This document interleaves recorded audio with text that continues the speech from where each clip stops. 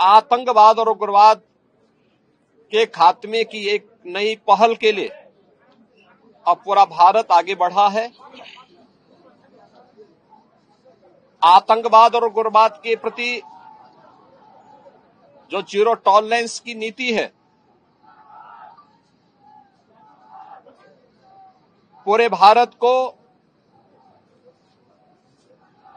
इस दुखद घड़ी में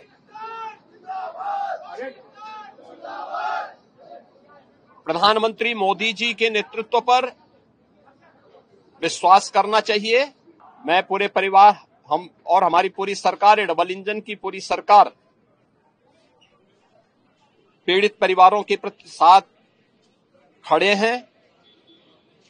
याद रखना, ये डबल इंजन की सरकार है और ये सरकार इस प्रकार की किसी भी बर्बर और अमानवीय आतंकी घटना को लेकर, उग्रवादी घटना को लेकर के जीरो टॉलरेंस की नीति के तहत कार्य करना जानती है।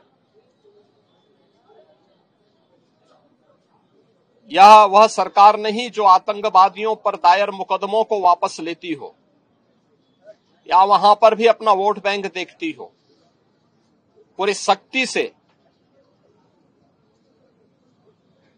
ऐसे तत्वों के विषैले फनों को कुचलने का कार्य होगा जिन लोगों ने आतंकी घटना को अंजाम दिया है या इस साजिश का हिस्सा बने हैं। यह जीरो टॉलरेंस की नीति देखने को मिलेगी और हर व्यक्ति इस घटना के जो परिणाम अब सामने आएंगे उसको भी देखेगा। मित्रों, 22 अप्रैल को पहलगांव कश्मीर के अंदर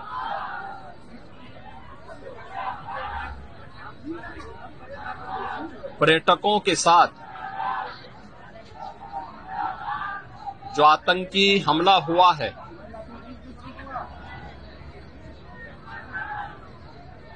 कानपुर का एक परिवार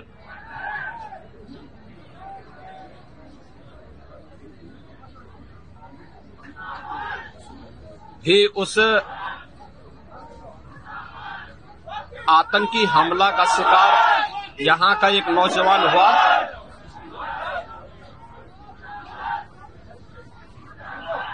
शुभम द्विवेदी 2 महीने पहले ही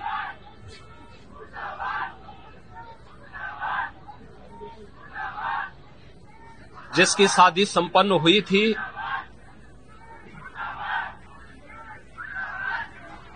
यह पहलगांव का आतंकी हमला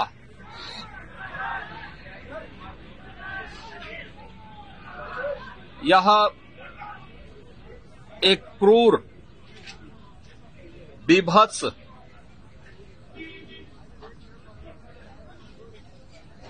कायराना कृत्य है। न केवल देश ने बल्कि दुनिया के हर सभ्य समाज ने इस घटना की निंदा की है। यह घटना बताती है कि आतंकवाद अब अपनी अंतिम श्वास ले रहा है। निर्दोष पर्यटकों पर हमला जाति और धर्म पूछ करके बहन बेटियों के सामने उनके सिंदूर को उजाड़ा जाए, यह कोई सभ्य समाज स्वीकार नहीं कर सकता। और खास तौर पर भारत के अंदर यह कतई स्वीकार्य नहीं है।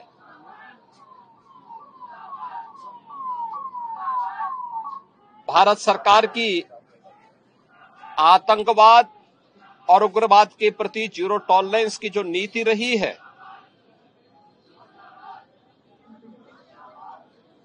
वह प्रभावी ढंग से आतंकवाद का नेस्तनाबूद करेगी। और आपने देखा होगा कल इसकी शुरुआत, इसके ताबूत पर अंतिम कील ठोकने की शुरुआत हो चुकी है। आदरणीय प्रधानमंत्री जी की अध्यक्षता में सीसीएस की बैठक में जो निर्णय लिए गए हैं, आदरणीय गृह मंत्री जी ने स्वयं उन क्षेत्रों का दौरा किया और आगे की रणनीति के साथ ही आतंकवाद और उग्रवाद के खात्मे की एक नई पहल के लिए अब पूरा भारत आगे बढ़ा है। आतंकवाद और उग्रवाद के प्रति जो जीरो टॉलरेंस की नीति है, पूरे भारत को इस दुखद घड़ी में